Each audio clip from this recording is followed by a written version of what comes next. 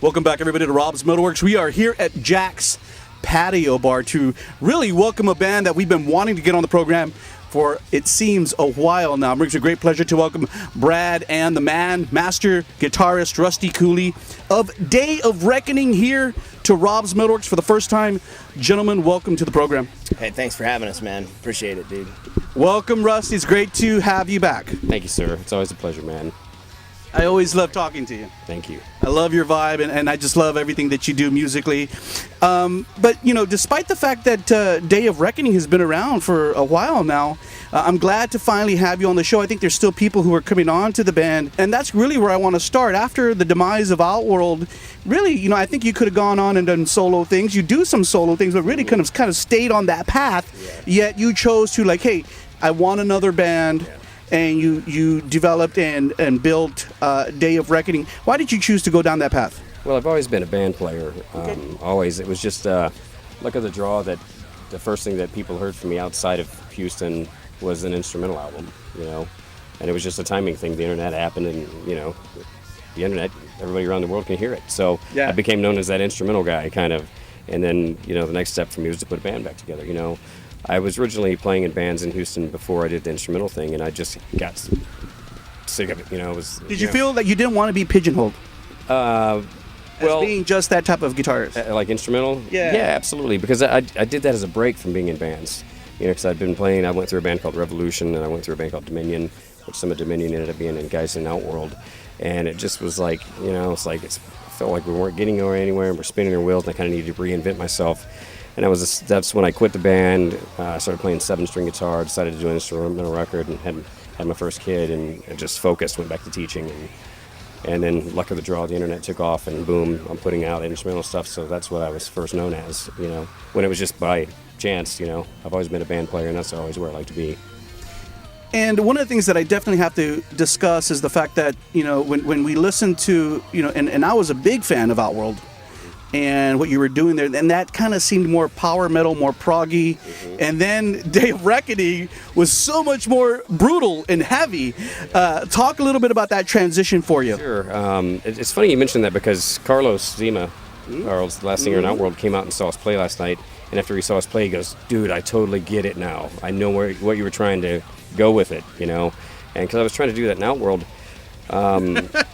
I'm not going to go there. No, but the problem with Outworld was, well, it wasn't a problem. I mean, dude, I loved Outworld, and I would still be in that band if it wouldn't have went down that way. It wasn't my doing. I'd love Bobby that band. Bobby, the keyboardist, was also a very proggy guy. Yeah. So the music that I was listening to was very heavy stuff, you know, Meshuggah and Unearth and, you know, Killswitch, even though they're not super heavy, but, you know, bands like that. That's what was doing it for me. The rhythm guitars were really just brutal, and the drums and stuff. And I used to not be able to listen to that kind of vocals, because I was a total, like, 80s shredder and, you know, Skid Row and Dio and Dickinson and Tate, that kind of singer. And, you know, when I started listening to those bands, I started listening to them because I couldn't get the feel from any other kind of music. And so I'd start listening to, like, Arch Enemy, and I could get through 2 songs or 3 songs before the vocals got to me. And then before I knew it, I could get through whole albums. And before I knew it, I could differentiate between all the styles of singers and go, well, this guy obviously can do it really good, and this guy can't. And, you know, so there's, you know, people take it for granted that singing the gutturals or the brutal vocals is just like, you know, my old singer Kelly used to go, well, any roadie could do that. You know, and this is really not the truth, man. Sure. So, well, when Outworld went down, I thought, you know, this is what I'm going to do. You know, and if it doesn't work, then I'll try something else, because that's really where my heart was. And you know, I tried to go that way a little bit with Outworld, but the problem, and again, I use that word loosely because it wasn't really a problem, is that when you try to play, no matter how heavy a guitar riff I would write, with the keyboards and that style of vocals, it kind of sucked the heavy right out of it. You know what I mean? And shortly after Outworld broke up, I discovered a band called Scar Symmetry. And I thought to myself, that's exactly what Outworld would have ended up sounding like, or similar to, if we would have kept the keyboard and single guitar and that kind of vocals mixed in. Because Carlos was doing some of the guttural stuff too, but, you know, we were just trying to intermix it, kind of like we do with this band. We don't do all gutturals. Right. And, you know, that's kind of how it happened. You scouted a lot of really, you know, great musicians to be in your band, and obviously one of them is this gentleman here, Brad Lambert. Lambert. Yeah. I know master musician, producer, mixer guy, very talented gentleman. So, Brad, talk a little bit about what kind of intrigued you about working in this project, as some people, and what Rusty alluded to, that you do the guttural very well, but yeah, you also do like your clean vocal, and it's really cool too. Yeah. Yeah, well, I mean, as far as working with Rusty, it's kind of an interesting story. I play in another band in Houston as well, and we and I play guitar and sing in that band. And it was actually there's a big show that was scheduled in Houston. It was kind of this rock fest thing, and I had only recently, like a year prior, kind of discovered Rusty as a player, and was interested in, and I had messaged back and forth about maybe even doing lessons and things like that just for my own playing. And then this idea came. We were trying to find ways to kind of make the show just pop more in general. And I was like, well, you know what? Why don't we call Rusty? He's not like playing in a band right now, but let's just get him to come to the show and shred. And I remember the promoter for the show came to me and he said, well, why don't you just get up there and guitar battle him, Brad? And I was like, and after you foolishly said okay. Well, I gave him I gave him a profanity-filled response to that, and then and yeah, pretty much. But I said, you know what might be cool is at the end of our last song, wouldn't it be cool because it was a pretty metal tune, you know, have him come out where the solo normally kicks in and just have him just crush it. Yeah. And Rusty had never seen me play live or anything like that, but he came out that night and actually caught our set, and then came out and just, you know, obliterated the end of the song.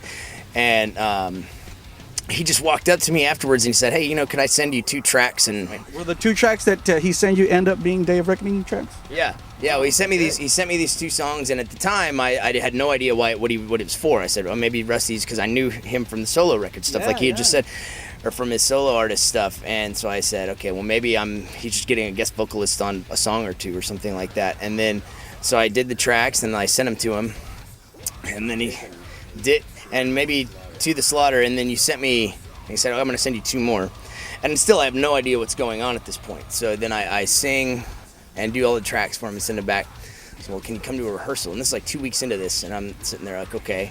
So I go to a rehearsal, and there's other players there, and there's a thing happening, and and so it goes for another 2 weeks, to where I'm finally like, okay, I'm auditioning for a band. And then you know, it's kind of revealed, like, you know, this is what the goals are and this is what we're doing. And then so that's really how it came to be. I've actually, you know, was privy to the debut when it initially came out, and you know, one of the things I will say about what you do gutturally is that you do have your own style too. It's not something that, oh, you know, I'll hear on other records. I can say, oh, I could hear it, and I can say, oh, that's Brad. Yeah, I can identify with your own guttural style. So let's share a little bit about the debut. It came out at the end of 2015. Now I can't believe it's been that long. Right. You know, Into the Fire Part 1. For some of you people out there who do not yet have the debut from Day of Reckoning, be sure to go look for it. It's on iTunes. It's everywhere. Download it. Get it in your hands. And I was really intrigued. I said, oh, Part 1. Okay, so there's more coming. There's more coming. Rusty, share a little bit about how you feel about the debut now that it's kind of been out there in the market for about a year and a half. Well, in what respects, how well it's done? Yeah, like how do you feel? How do you feel about it musically? I dig it, man. It's good to have something out. I feel like it just always takes so long to do anything, you know. I feel like, okay, well, I got 1 CD out and my friends got 4 out, you know, and I got 1 CD out and everybody else has got 4 more out. I got students that are putting out more CDs than I am. But it's such a arduous task, and a lot of it has to do with the level of musicianship that it requires to play in this band. We have a hard time keeping the right guys, you know. And that's part of it too, because that really puts you in a bind. You have to wait, and you have to go through auditions and the right people, and it's a task, you know. Michael Millsap was out here, your bass player was out here earlier telling us all about his freaky bass that he uses, and I said, I said, well, you're playing with... It's not a bass. What was it called? A stick? The stick. The stick. It's a half Steinberger bass, half Chapman stick. So he's pretty particular about that, But you know, when you were talking about the EP, it just seemed like, especially with tracking that, it's every single member of the band at the time. It was like anything and everything that like could happen to us to like cause a challenge to that album, it seems like it did. So but we actually originally had Secret, we had part 1 and part 2 tracked and ready to go. The thing about it is when we ended up taking a year to audition drummers. I'm very particular about this. You start with the foundation. You got to lay the slab, and then you build it. Sometimes I have to, when we get a new guy in the band, I kind of have to reel them in a little bit because they'll get excited about things and go, well, we can try this, and this, and like, well, wait, no, because then we're just going to go off and meander and not get everything done. So you got to lay the foundation, and you throw up some 2x4s, and then, then the roof, and then the shingles. You got to build it from the ground up one piece at a time before you start going 50 different directions, because then you end up spinning your wheels and getting a lot of nothing done. Right. So I'm very, that's very important to me to do it that way, because you got to, if you don't have a strong foundation, it ain't going to stand up. Yeah. There were so many killer tracks on this record. Obviously, the first single, Left to Follow, was, I'm really glad that you guys chose to support that track first. Killer song, man. Very heavy, and I think it really set the tone for what fans could expect from this record. But also, one of the tracks that I found kind of intriguing, too, was the voice of Morgan Freeman. I was like, holy shit. I was like, what? Morgan Freeman? How is his name coming up on such a brutal record? Yeah. Talk a little bit up lyrically where you were going on this record.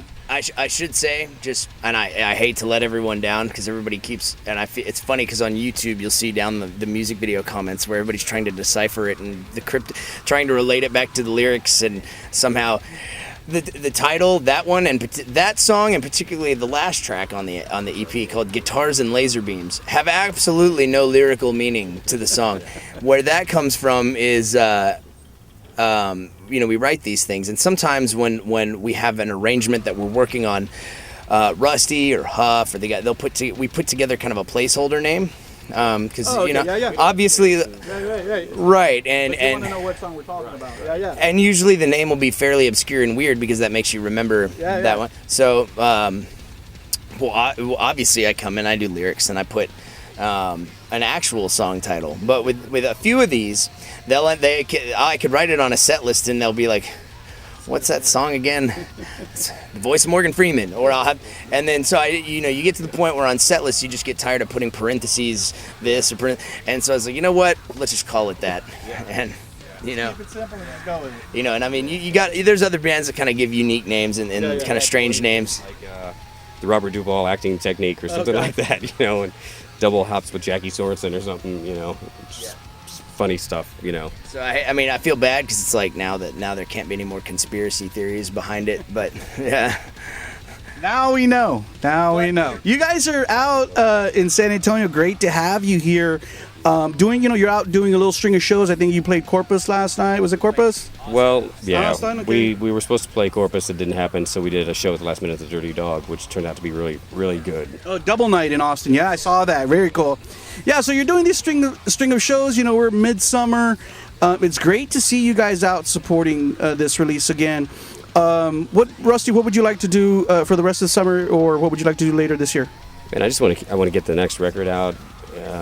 Finish that's number one priority, and just keep playing, man. Just get out there and really bring it to the people. That's it, So let's talk. But at the same time, there's so much material that's been stockpiled because of how long it's taken for this to come out that it's like, talking about getting together and already starting demoing for the next thing. Yeah. So it's kind of like. What are our plans, whether it's shows or recording, or it's kind of like just grind and do it all at once. It's tough because I write so much, and then we have problems with keeping the right musician, sure. or we're gigging or this or that it keeps us from getting to new stuff, and by the time this next record comes out after part 2, some of this material is going to be 5-6 years old. But then do you But the people don't know that. Right, people don't know that, and it's like. But I don't want to lose the vibe, sure. because it's taken so long, so it's tough, it's tough. It's like you just can't sleep. Will Jared Sandy, is the plan for Jared Sandy to return to the band? Yeah, he said he's going to be here in September, and... Or actually, he's gonna. I think he said mid-October is when he's in. He also just put out a There's a video on Gear Gods that he just had released of him doing his drum playthrough for our song "The Storm." So he's still active and he's still working on getting over here, and really, luckily we've had a great fill-in. He plays in a million different bands, but he Await the Desolation being one. He's a blast beater. Blast Beater, Await the Desolation, Suicide Pandemic, and then there's another band called Apocalyptic. Okay, so Into the Fire Part 2, is the recording almost done with that? I believe so. I think we just got some layering, right? We basically have all the major stuff is done. It's just a few colored parts here and there, some leads, maybe some, what I would call just bell and whistle type stuff, and then the vocals just knocked that out and kind. Okay, cool. Yeah. Really? Yeah. Wow. Playing a lot of it, and so really after that, it's the mixing process is kind of happening as we go, as things develop, which is nice because it allows things to happen a little bit faster as opposed to. And you kind of see as you're writing how the album's going to line up rather than getting all the audio done and then having it sent off somewhere to get mixed, and which we tried that with several people, and it's at the end I just decided that yeah, it's weird. I think we all kind of take ownership of the stuff enough to where we want to hear it the way we want to hear it. Yeah. So with this band, it's not like any particular person can be buried. You know what I mean? Yeah. Because we originally tried to work with this one kind of metalcore producer that's really badass at what he does. But with our stuff, even though it might have that vibe to it, it's still technical and progressive. Mm-hmm. And they're not used to being able to get each member where you can audibly hear it in the mix. You know what I'm saying? Sure. Is that how you describe it? Yeah. The way I would put it is unfortunately sometimes, and this happens in I think the recording industry a lot, especially in metal. Unfortunately, it's kind of like, here's what the metal sound is for this genre right now. Right. And so you have a lot of engineers and mixing engineers and mastering engineers that are, for lack of a better term, I don't like to hate on people, but it's templating things. Yeah. And by by templating, I mean we take this band, we run it through our just general metal mix for this, or we run it through our general metal mix for that. And with this band, that's not exactly something that works. Right. So. And I mean, and it was even a challenge going back and forth with my own guys. And there's, that's the whole other strange dynamic, because at times, you're having to be both bandmate and, mixing and engineering. You have more control doing it that way. Well, and it allows, I think, everyone to get more of just an overall collective, this is what we want out of this, than it just being, up to one or two guys and then whoever their engineer is. So when would you like Part 2 to be out? Or when will it be out? Next year. Really? I think We're already playing the songs for it. I think realistically, in terms of being completion as far as everything on our end, probably here at the beginning of the fall. And then you go through, where you have to, set up all your duplication and distribution and all that stuff. And then we've so far we've kind of been that band where a few labels and things are looking and watching and waiting. So it's a matter of seeing what or how that pans out. We knew with the first one, we kind of just said, screw it. We need to just put this out there and let. That was actually going to be one of my next questions. I know that you guys released Part 1 on your own DIY kind of thing, and many bands kind of have found some, gratification doing that, because again, they have more control. They may not get the distribution, but yet, if they market it correctly, socially and through the internet, then it could still be be an impactful release for the band. So, but being signed, maybe like some kind of independent label that would give you the distribution that you need all over the world. Is that something definitely that you'd want to do? I think so.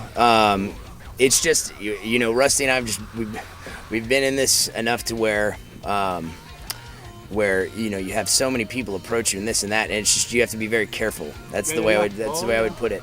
To where we don't, where you hear so many stories about bands and things getting shelved and all this. So it's it's just being careful and making sure it's right for us. So yep, we got Matt here now. Matt Huff. Yeah. Matt Beard, no. That's right. Matt, trust me, they've said nothing but good things about you in this interview. Lies. I just fake it. Well, I will say this. One of the things when I first discovered Day of Reckoning, and I said, oh shit, they have a second guitar player. That guy must have balls to be playing in a band with Rusty Cooley. Is that a question? I mean, I don't... That's a comment. I'm waiting for your Comment? response. You're like, yeah, Rob, I got big balls. Yeah. Well, I can't speak on this. It's very private. Yeah. Private question. I mean, I can kind of preface it. Like, me and Matt have known each other for a very long time. Okay, cool. And Matt actually took lessons from me when he was in high school. And then graduated and went off and got a degree at North Texas. And Nice. exactly, jazz and, what was it? Composition and Jazz and composition. So he's like the real deal. Cool. You know, so he's by no means a second guitar player by any means. You know, he's totally I've got it. seen him. You know, I've seen him. And speaking of, I've seen him on the videos. You guys have done a couple of cool videos.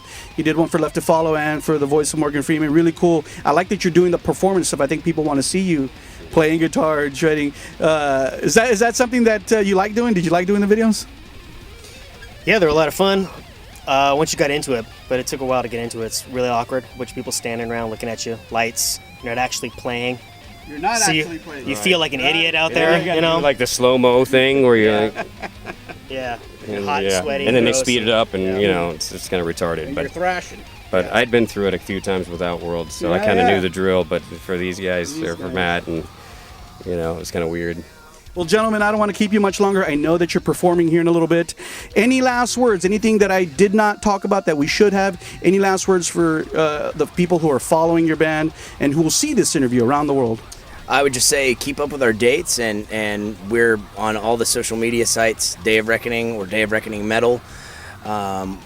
We have a lot of shows coming up, and we're hopefully going to release this next EP soon, so stay tuned, I suppose. What about you, Matt? No. Last words? Just some killing guitar playing. Yep. Great songwriting, so nothing suffers there. Heavy band, good music. Yep. Just keep in tune, man. The most important thing is just keep your eye on us. We are coming to you. Just takes time. So thanks, and appreciate all the support through the years, and that's pretty much it, man. Remember, everyone out there, the brand new one from the band is coming out later, hopefully early in the fall. Into the Fire Part 2. You saw the man and the band. Day of Reckoning only right here on Rob's MetalWorks.